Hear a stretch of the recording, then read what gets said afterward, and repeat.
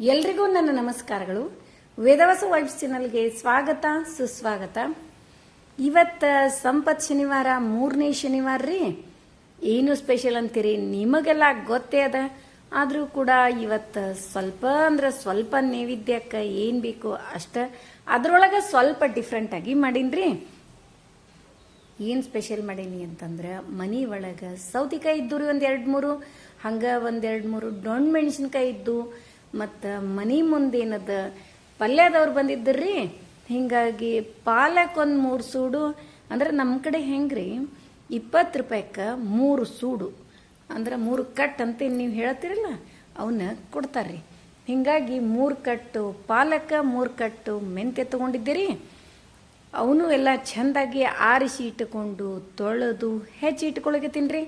ಮತ್ತು ಬೀನ್ಸು, ಡೊಣ್ ಮೆಣಸಿನ್ಕಾಯಿ, ಸೌತಿಕಾಯಿ ಅಂದ ತಕ್ಷಣನೇ ನಿಮಗೆಲ್ಲ ಗೊತ್ತಾಗಿರ್ತದ ಏನೋ ಒಂದು ಮಸಾಲೆ ರೈಸು ಇಳಿಲಿಕತ್ತದ ಅಂಥೇಳಿ. ನಾನು ಒಂದು ಸ್ವಲ್ಪ easy method but tasty and healthy, ಅಂದರೆ ಈಸಿ ಮೆಥಡ್ ಒಳಗೆ ಹೆಲ್ದಿ ಆ್ಯಂಡ್ ಟೇಸ್ಟಿ ಮಸಾಲೆ ಭಾತ್ ಮಾಡ್ಲಿಕತ್ತೀನಿ ರೀ. ಇವತ್ತು ಶನಿವಾರ, ಮತ್ತು ಅದರ ಜೊತೆಗೆ ನೈವೇದ್ಯಕ್ಕೆ ಬಟ್ಲು ಗಡಬು ಜೋಳದ ಹಿಟ್ಟಿನ ರೀ, ಜೋಳದ ಹಿಟ್ಟಿನ ಬಟ್ಲು ಕಡುಬು. ಅದ್ರ ಒಳಗೆ ಏನದ ಮೆಂತೆ ಹಾಕ್ಲಿಕತ್ತೀನಿ ರೀ. ಮೆಂತೆ ಕಡುಬು ಮಾಡೀನಿ. ಮತ್ತು ಪಳದೆ ಎಲ್ರಿಗೂ ಇಷ್ಟ ಆಗಿತ್ತು. ಆ್ಯಕ್ಚುಲಿ ನಾನು ಇವತ್ತು ಪಳದೆ ರೀ, ನಾವು ಇದನ್ನೇನದ ಪಡವಲಕಾಯಿ ರೌಂಡ್ ಶೇಪ್ ಮಾಡ್ಕೊಳ್ಳೋಕ್ಕಿಂತ ಹೆರದು ಮಾಡ್ಬೇಕನ್ನೋದು ಇತ್ರಿ. ಹಂಗೆ ಅವಸರೊಳಗೆ ಅವನ್ನೂ ಕೂಡ ರೌಂಡಾಗಿ ಹೆಚ್ಚಿನೇ ಮಾಡೀನಿ. ನೆಕ್ಸ್ಟ್ ಟೈಮ್ ಹೆರದು ಟ್ರೈ ಮಾಡಿ ನೋಡ್ತೀನಿ ರೀ. ಟೇಸ್ಟ್ ಬೆಸ್ಟ್ ಆಗಿತ್ತಂದ್ರೆ ನಿಮಗೆ ರೆಸಿಪಿ ಶೇರ್ ಮಾಡ್ತೀನಿ, ಇಲ್ಲ ಅಂದರೂ ಕೂಡ ಹೇಳ್ತೀನಿ ರೀ. ಯಾಕಂದ್ರೆ ಅಡುಗೆದು ನಾವು ಲಾಗ್ ಮಾಡೇ ಇರ್ತೀವಿ, ಮತ್ತು ನಿಮಗೆ ಹೇಳಬೇಕಾಗ್ತದೆ ಹೆಂಗಾಗ್ಯದ ಅಂಥೇಳಿ. ಹೇಳಿದ ತಕ್ಷಣ ನೀವು ಕೂಡ ಮಾಡ್ತೀರಿ. ಅದಕ್ಕೆ ಈಗೇನದ ಎಲ್ಲ ಪಲ್ಯನೂ ಚೆಂದಾಗಿ ಹೆಚ್ಚಿಟ್ಕೊಳಕತ್ತೀನಿ ರೀ. ಇದು ಪಲ್ಯ ಹೆಚ್ಚಿಕೊಳ್ಳೋದಂದ್ರೆ ಭಾಳ ಬೋರಿಂಗ್ ಕೆಲಸ ನೋಡ್ರಿ. ಒಂದು ಕಡೆ ತಟಸ್ಥ ಕೂತ್ವಿ ಅಂದ್ರೆ ಒಂದು ಅರ್ಧ ಗಂಟೆ ತನಕ ಎಲ್ಲ ಪಲ್ಯ, ಯಾಕಂದ್ರೆ ಚೆಂದಾಗಿ ಎಲ್ಲವೂ ಹೆಚ್ಕೋಬೇಕಾಗ್ತದೆ ರೀ. ಮೊದ್ಲು ಏನರ ಹುಳ ಹುಪ್ಪಡಿ ಕಸ ಕಡ್ಡಿ ಅದ ಅದನ್ನಿಷ್ಟು ತಕ್ಕೋಬೇಕು, ಆರಿಸ್ಕೋಬೇಕು, ಇದಕ್ಕೆಲ್ಲ ಟೈಮ್ ಹಿಡಿತದೆ. ಬಟ್ ನಾವೇನದ ಹಿಂದಿನ ದಿವಸನೇ ಅದನ್ನೆಲ್ಲ ಮಾಡ್ಕೋಬೇಕು. ಬಟ್ ನಾವು ಪಲ್ಯ ಏನದ ಫ್ರೆಶ್ ತೊಗೊಂಡೇ ಮಾಡ್ತೀವಿ ರೀ. ಹಿಂದಿನ ದಿವಸನೂ ತೊಗೊಂಡಿರ್ತೀವಿ ರೀ ಒಂದೊಂದು ಸಾರಿ, ಇಲ್ಲ ಅನ್ನಂಗಿಲ್ಲ. ಅದು ಬಹಳ ಕಡಿಮೆ ರೀ. ಅವತ್ತಿಂದ ತೆಗೆದು ಮುಂಜಾನೆ ಹೋಗಿ 7:30 ಏನು ಅಂಗಡಿ ತೆಗಿತದಲ್ಲ ಪಲ್ಯದ್ದು, ಆವಾಗೇ ಹೋಗಿ ಜಾಸ್ತಿ ತೊಗೊಂಬರ್ತೀವಿ ರೀ. ನೋಡ್ರಿ, ಇಲ್ಲಿ ಕೋತಂಬರಿ, ಪಾಲಕ, ಮೆಂತೆ ಎಲ್ಲ ಹೆಚ್ಚಿ ಇಟ್ಕೊಳ್ಳೋದಾಯ್ತು. ಈಗೇನದ ಪಾಲಕ ಮಿಕ್ಸಿಗೆ ಹಾಕ್ತಾರೆ. ಅದರೊಳಗೆ ಒಂದು 4 ಹಸಿ ಮೆಣಸಿನಕಾಯಿ, ಸ್ವಲ್ಪ ಜೀರಿಗೆ ಮತ್ತು ರುಚಿಗೆ ತಕ್ಕಷ್ಟು ಉಪ್ಪು ಹಾಕಿ ಮಿಕ್ಸಿ ಮಾಡಿಬಿಡ್ತೀವಿ ರೀ. ಈಗೇನದ ಒಂದು 4-5 ಮೆಣಸಿನಕಾಯಿ, ಕೋತಂಬರಿ ಮತ್ತು ಜೀರಿಗೆ ಇದನ್ನು ಪೇಸ್ಟ್ ಮಾಡಿ ಜೋಳದ ಹಿಟ್ಟೊಳಗೆ ಹಾಕ್ತೀನಿ ರೀ. ಇವತ್ತು ಜೋಳದ ಹಿಟ್ಟಿನ ಕಡುಬು ಮಾಡ್ಲಿಕತ್ತೀನಿ. ನೈವೇದ್ಯಕ್ಕೆ ಸಂಪತ್ ಶನಿವಾರ ಲಕ್ಷ್ಮಿಗೆ ನೈವೇದ್ಯಕ್ಕೆ ಜೋಳದ ಹಿಟ್ಟಿನ ಕಡುಬು ಭಾಳ ಇಷ್ಟವಾದದ್ದು. ಅದಕ್ಕೇನದ ಜೋಳದ ಹಿಟ್ಟಿನ ಕಡುಬು ಮಾಡ್ಲಿಕತ್ತೀನಿ ರೀ. ಮತ್ತು ಇನ್ನೂ ಒಂದು, ಇವತ್ತು ಶನಿವಾರ ಸಂಪತ್ ಶನಿವಾರ ಮಾಡುವಂಥ ಅಡುಗೆಗಳು, ಪಡವಲಕಾಯಿದ್ದು ಪಲ್ಯ ಮಾಡ್ಬೋದು, ಪಳದೆ ಮಾಡ್ಬೋದು. ಪಡವಲಕಾಯಿ ಪಳದಕ್ಕೆ ಭಾಳ ಮಹತ್ವದ. ಮಜ್ಜಿಗೆ ಮೊಸರು ತಂದು ಮಜ್ಜಿಗೆ ಮಾಡಿ ಅದರೊಳಗೆ ಕಡಲೆ ಹಿಟ್ಟು ತೋರಿಸ್ತೀನಿ ರೀ, ಅದನ್ನು ರೆಸಿಪಿ ನಾನು ತೋರಿಸೀನಿ. ಈಗೇನದ ಮೆಂತೆ ಹೆಚ್ಕೊಂಡಿದ್ನಲ್ರಿ, ಆ ಮೆಂತೆ ಅದರೊಳಗೆ ಹಸಿಮೆಣಸಿನ್ಕಾಯಿ ಮತ್ತು ಜೀರಿಗೆ ಉಪ್ಪಿಂದು ಪೇಸ್ಟು, ಸ್ವಲ್ಪ ಅರಿಶಿನ ಪುಡಿ ಹಾಕಿ ಎಲ್ಲ ಚೆಂದಾಗಿ ಕಲಿಸಿ ಇಟ್ಕೊಂಡೆ. ಇನ್ನಿಂದ ಮೆಂತೆ ಕಡುಬು ಮಾಡಲಿಕ್ಕೆ ರೆಡಿ ಇಟ್ಕೊಂಡು ಬಿಡ್ತೀನಿ ರೀ. ಮತ್ತು ನಿಮಗೆಲ್ಲ ಗೊತ್ತೇ ಅದ, ಈ ತಟ್ಟೆ ಇಡ್ಲಿ ಪಾತ್ರೆ ನಮಗೆ ಬಹಳ ಹೆಲ್ಪ್ ಆಗಿಬಿಟ್ಟದ. ಎಲ್ಲ ಈಗ ಅಷ್ಟು ಒಮ್ಮೆ 4 ಪ್ಲೇಟ್ನಾಗ ಮೆಂತೆ ಕಡುಬು ಹಾಕಿಟ್ಟೆ ಅಂದ್ರೆ ಒಂದೇ ಏಟಿಗೆ ಬಂದುಬಿಡ್ತಾವ್ರಿ ಎಲ್ಲ. ಭಾಳ ಅಂದ್ರೆ 10-12 ನಿಮಿಷ ಅಷ್ಟೇ ನೋಡ್ರಿ ಟೈಮು. ಅಂದರೆ ಟೋಟಲಿ 15ರಿಂದ 20 ನಿಮಿಷ ಅಡುಗೆ ಮುಗೀತದ್ರಿ. ಆ ಪಲ್ಯ ಹೆಚ್ಚಿಟ್ಕೊಳ್ಳೋಕ್ಕೆ ಒಂದು 15 ನಿಮಿಷ ಬೇಕಾಗ್ತದೆ, 15-20 ನಿಮಿಷ. ಮತ್ತು ಇದಿಷ್ಟು ಒಂದು 40-45 ನಿಮಿಷ ಎಲ್ಲ ಅಡುಗೆ ಮುಗೀತ್ರಿ. ಇವತ್ತೇನು ಭಕ್ರಿ ಇಲ್ಲ, ಮತ್ತು ಯಾವುದೋ ಏನು ಲಟ್ಸೋದು ಚಪಾತಿ ಇವೇನೂ ಮಾಡಿಲ್ಲರಿ. ಈಸಿ ಮೆಥಡಾಗಿ, ಮತ್ತು ಸಾಯಂಕಾಲ ಏನಾದರೂ ಸ್ಪೆಷಲ್ ಮಾಡಿದ್ರಾತು ಅಂಥೇಳಿ ಇಷ್ಟ ಮಾಡೀನಿ ರೀ. ಮೇನ್ ನೈವೇದ್ಯಕ್ಕೆ ಏನು ಬೇಕೋ ಅದಿಷ್ಟು. ಈ ಶ್ರಾವಣ ಮಾಸದೊಳಗೆ ಹಂಗೆ ಆಗಿಬಿಡ್ತದ್ರಿ. ಮೊದಲು ಏನದ ಶುಕ್ರವಾರ ಶನಿವಾರ ಇದು ನೈವೇದ್ಯದ್ದೇನು ಮೊದಲು ರೆಡಿ ಆಯ್ತಂದ್ರೆ ನಮ್ಮದು ಅಷ್ಟು ಯೋಚನೆ ಮಾಡೋದು ಹತ್ತಂಗಿಲ್ಲ. ಮತ್ತು ಇವತ್ತೇನದ ಸ್ಕೂಲಿಂದ ಜಲ್ದಿನೇ ಬರ್ತೀವಿ ರೀ, ಬಂದಮೇಲೆ ಮತ್ತೇನಾದರೂ ಮಾಡ್ಲಿಕ್ಕೆ ಬರ್ತದೆ. ಈಗೇನದ ನಾನು ಮೆಂತೆ ಕಡುಬು ಸ್ವಲ್ಪ ಒಂದು 2-3 ಟೈಪ್ ಮಾಡ್ಲಿಕ್ಕಿದ್ದೀನಿ. ನೀವು ನೋಡಿದ್ರಿ ಅಂದ್ರೆ ಗೊತ್ತಾಗ್ತದೆ ಅಷ್ಟೇ. ಕಡುಬೊಳಗೆ ಬಟ್ಲು ಗಡುಬು, ಇವು ಆ್ಯಕ್ಚುಲಿ ಬಟ್ಲು ಗಡುಬು, ಇವನ್ನ ಒಂದು 2-3 ಟೈಪ್ ಮಾಡ್ಲಿಕ್ಕತ್ತೀನಿ ರೀ. ನೀವು ಲಕ್ಷ ಕೊಟ್ಟು ನೋಡಿದ್ರಿ ಅಂದ್ರೆ ತಿಳಿತದ. ಸ್ವಲ್ಪ ದೊಡ್ಡ, ಸ್ವಲ್ಪ ಸಣ್ಣ, ಆಮೇಲೆ ಬಟ್ಲ ದೊಡ್ಡದಿದ್ದು, ಸಣ್ಣದಿದ್ದು, ಈ ಟೈಪ್ ಮಾಡೀನಿ ರೀ. ಬಟ್ ಮೆಂತೆ ಹಾಕಿದ ಬಟ್ಲು ಕಡುಬು ಏನವಲ್ರಿ, ಬಿಸಿ ಇದ್ದಾಗ ಎಷ್ಟು ಟೇಸ್ಟ್ ಹತ್ತಾವೋ ಆರಿದ ಮೇಲೆಯೂ ಕೂಡ ಅಷ್ಟ ಟೇಸ್ಟ್ ಹತ್ತಾವ ನೋಡ್ರಿ. ಈ ಮೆಂತೆದ ಪ್ರಭಾವ ಏನದನೋ ಗೊತ್ತಿಲ್ಲ, ಆರೋಗ್ಯಕ್ಕೆ ಎಷ್ಟು ಒಳ್ಳೆಯದೋ ರುಚಿಗೂ ಅಷ್ಟ ಟೇಸ್ಟ್ ರೀ. ಇದು ನಾಲಿಗೆಗೂ ಕೂಡ ಅಷ್ಟ ಟೇಸ್ಟ್ ಅದು ರುಚಿನೂ ಇರ್ತದ. ಅದಕ್ಕೆ ಅದೇ ನಾವು ಸಬ್ಬಸಿಗೆ ಹಾಕಿ ನೀವು ಜೋಳದ ಹಿಟ್ಟಿನ ಕಡುಬು ಮಾಡ್ರಿ, ಅವು ಬಿಸಿ ಇದ್ದಾಗ ಅಷ್ಟ ಟೇಸ್ಟ್ ಹತ್ತಾವ್ರಿ, ಆರಿದ ಮೇಲೆ ಅಷ್ಟೊಂದು ರುಚಿ ಹತ್ತಂಗಿಲ್ಲ. ಆದ್ರೆ ಅದಕ್ಕೆ ಮೆಂತೆ ಕಡುಬು ಮಾಡ್ಲಿಕತ್ತೀನಿ ಇವತ್ತು. ಮತ್ತು ಆರಿದ ಮೇಲೆಯೂ ಕೂಡ ಇವು ಬಹಳ ಟೇಸ್ಟಿ ಆಗ್ಯಾವ್ರಿ. ನೀವು ಕೂಡ ಒಂದ್ಸರಿ ಟ್ರೈ ಮಾಡಿ ನೋಡ್ರಿ. ಆಲ್ರೆಡಿ ನೀವು ಮಾಡ್ತಿರ್ಬೋದು ಅಂತ ಅನ್ಕೊಂಡೀನಿ. ನಿನ್ನೇನೋ ಮೊನ್ನೆ ಒಬ್ರು ಕಮೆಂಟ್ ಮಾಡಿದ್ರು, ನಾವು ಯಾವುದೇ ಕೆಲಸವನ್ನು ಮನಸ್ಸಿಚ್ಛೆಯಿಂದ ಮಾಡಿದ್ರೆ ಅದು ಸುಂದರವಾಗಿ ಇರ್ತದ ಅಂತ ಹೇಳಲಿಕ್ಕೆ ಖರೆ ಅದ ರೀ.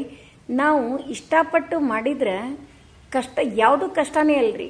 ಯಾವುದೇ ಎಲ್ಲ ಕೆಲಸದೊಳಗೂ ಅಂದ್ರೆ ಒಳ್ಳೆಯದಾಗಿರ್ಬೇಕ್ರಿ. ಮಾಡುವ ಕೆಲಸ ಒಳ್ಳೆಯದಾಗಿರ್ಬೇಕು.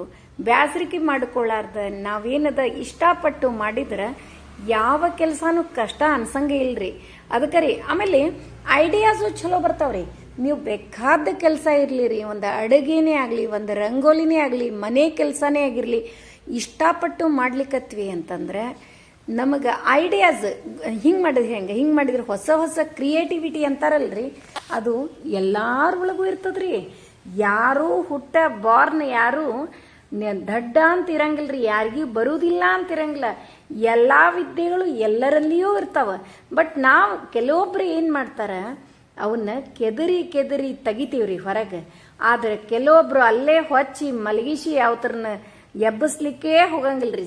ಹಂಗಾಗಿ ನನಗೆ ಬರುವುದೇ ಇಲ್ಲ ಅನ್ಕೋತೆ ಕೂಡದಾಗ್ತದ. ಅದು ಮಲಗಿದ್ದು ವಿದ್ಯೆ ನಮ್ಮಲ್ಲಿ ಎದ್ದೇಳೋದೇ ಇಲ್ಲ ನೋಡ್ರಿ.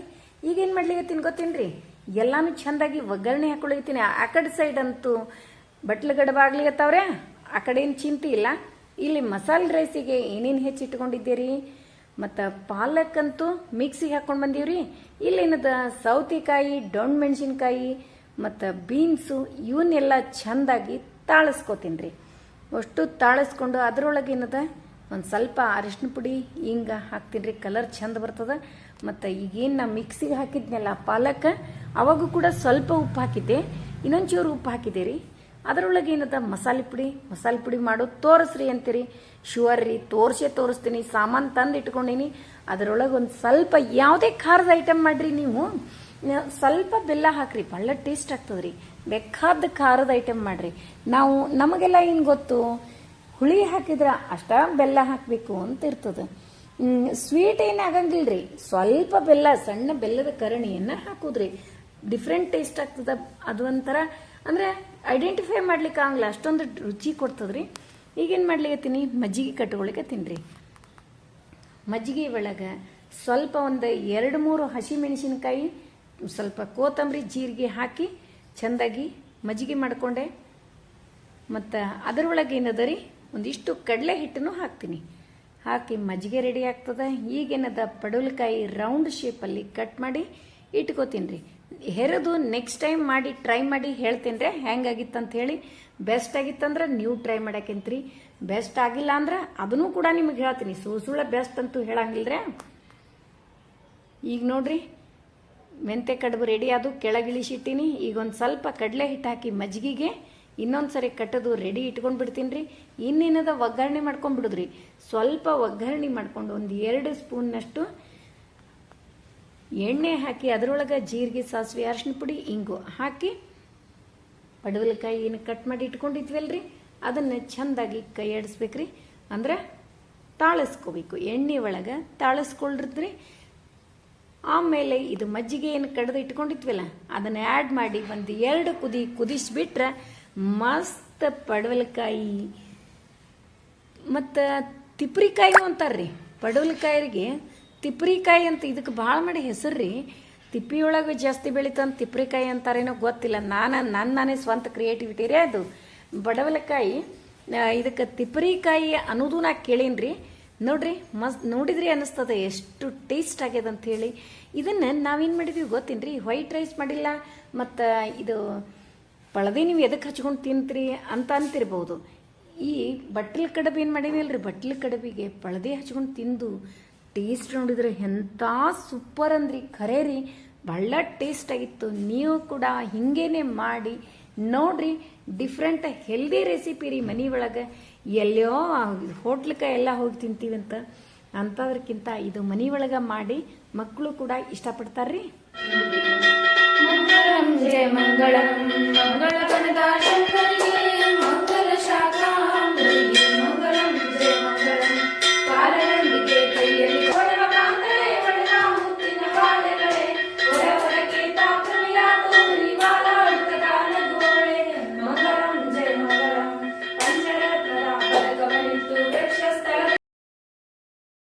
ನೋಡಿದ್ರಲ್ಲ, ಶನಿವಾರದ್ದು ಏನು ಭಾಳ ಇರಲಿಲ್ಲರಿ ಅಡುಗೆ ಎಲ್ಲ ನೈವೇದ್ಯದ್ದು.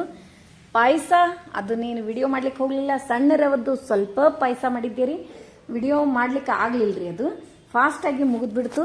ಹೀಗಾಗಿ ಪಾಯಸನೂ ಮಾಡಿದ್ದೀರಿ, ಒಂದು ಸ್ವಲ್ಪ ಮಾಡಿದ್ದೆ. ಇವತ್ತಿನ ವಿಡಿಯೋ ನಿಮಗೆಲ್ಲ ಇಷ್ಟ ಆಯಿತು ಅಂತ ಅನ್ಕೋತೀನಿ. ಮತ್ತು ಇನ್ನೂ ಒಂದು ಪ್ರಶ್ನೆ, ನೀವು ಸ್ಕೂಲಿಗೆ ಹೋಗೋದು ಒಂದು ಪಿಕ್ ಹಾಕ್ರಿ ಅಂದಿದ್ರಿ. ನಾನೇನು ನಿಮ್ಮ ಬಗ್ಗೆ ತಪ್ಪು ತಿಳ್ಕೊಂಡಿಲ್ಲ. ಅದರಲ್ಲಿ ನೋಡ್ರಿ, ಯಾವುದಾತು ನಾವು ವಿಚಾರ ಮಾಡುವ, ನಾವು ಏನಿರ್ತೀವಿ ಅದೇ ವಿಚಾರ ಬರ್ತದ್ರಿ. ನಾವು ನೆಗೆಟಿವ್ ಅಂತಂದ್ರೆ ಏನ್ರಿ, ನಾವು ಇವು ಎಲ್ಲ ಅರ್ಥಗಳು ಬರ್ತಾವ್ರಿ. ನೀವು ಹಂಗೆ ವಿಚಾರ ಮಾಡಿದ್ರೆ ಇವ್ರು ಸ್ಕೂಲಿಗೆ ಇಷ್ಟೆಲ್ಲ ಮಾಡ್ತಾರೆ, ಸ್ಕೂಲಿಗೆ ಇವ್ರೇನು ಹೋಗ್ಲಿಕ್ಕಿಲ್ಲ ಅಂತಲೂ ಬರ್ತದೆ. ಹಾಗೇನಿಲ್ರಿ. ಆದ್ರೆ ಇನ್ನೂ ಒಂದು, ಇವ್ರು ಸ್ಕೂಲಿಗೆ ಹೋಗ್ತಾರ ಸೀರೆ ಉಟ್ಕೋತಾರೋ ಡ್ರೆಸ್ ಹಾಕೋತಾರೋ, ಇವ್ರು ಎಷ್ಟು ಗಂಟೆಗೆ ಅದ, ಇದನ್ನ ಕ್ಯೂರಿಯಾಸಿಟಿ ಇರ್ತದೆ. ನಿನ್ನೆ ಒಬ್ರು ಕೇಳಿದ್ರಿ ಸ್ಕೂಲಿಗೆ ಹೋಗೋ ವಿಡಿಯೋ ತೋರಿಸ್ರಿ ಅಂತ.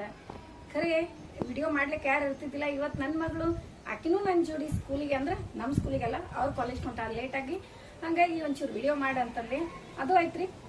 ಮತ್ತು ಇನ್ನೂ ಒಬ್ರು ಪಾಪ ಭಾಳ ಸರಿ ಮೆಸೇಜ್ ಮಾಡಿರಿ, ನನಗೆ ಅದು ಬರೆದು ಹಾಕ್ಲಿಕ್ಕೆ ಆಗೋಲ್ತು, ಹಂಗೆ ಹೇಳ್ಬಿಡ್ತೀನಿ ನೋಡ್ರಿ. ವಾದಿರಾಜರ ಮತ್ತು ಭೂತರಾಜರ ಸ್ತೋತ್ರ ಅಂತ ಕೇಳಿರಿ, ಬಹಳ ಪವರ್ಫುಲ್, ಮಾತ್ರ ಭಾಳ ಭಾಳ ಪವರ್ಫುಲ್ ಅದ. 5 ಸರಿ ಆದ್ರೂ ಹೇಳ್ರಿ, ಇದು ಹೇಳ್ತೀನಿ ನೋಡ್ರಿ. ಕಾಮಧೇನು ರಥಾಪೂರ್ಣಂ ಸರ್ವಾಭಿಷ್ಟ ಫಲಪ್ರದ ತಥಾಕಲೋ ವಾದಿರಾಜ ಶ್ರೀಪಾದೋ ವಿಷ್ಟದ ಸತಾಂ ಭೂತರಾಜ ನಮಸ್ತುಭ್ಯಂ ವಾದಿರಾಜ ಗುರುಪ್ರಿಯ ನಿದ್ರಾಮೇ ಸರ್ವ ಬಾಧಾನಾಂ ಸದಾ ತ್ವಂ ರಕ್ಷಣಂ ಕುರು. ಅಂದ್ರೆ ಸರ್ವ ಬಾಧೆಗಳು, ಭೂತ ಚೇಷ್ಟೆ, ಆಮೇಲೆ ಅನೇಕ ರೋಗಗಳು ಎಲ್ಲದರಿಂದ ಕಾಪಾಡುವಂತ ಪವರ್ ಈ ಸ್ತೋತ್ರದೊಳಗದ. ದಿನನಿತ್ಯ ಹೇಳ್ತಿರಲ್ಲ.